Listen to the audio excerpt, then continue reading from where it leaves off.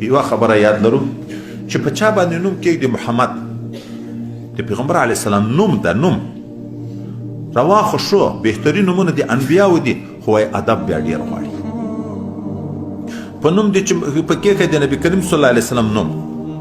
نو روایت کې راځي چې په ځای کې به هم وسعت ورته کوي چې دی راننوت دستي به قدر کوي ځای به ورته پرېږدي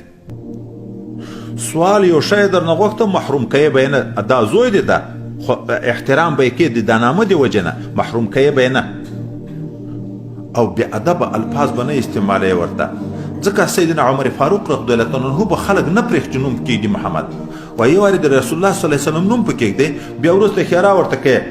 چې تباه شي محمد علیه بالله اوس نوم خو مراد خو دغه ده خو صورتا بې ادبي راځي د نبي علیه صلات وسلام د نامه بې ادبي راځي که نه راځي چې نوم په کېږدي بیا به د دغه نامه قدر هم کوي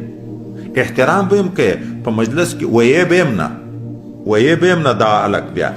په مجلس کې به هم ځای ورته پرېږدي نا امیده کوي به هم نه محروم کوي به هم نه چې غوښته هغه به هم ورکوي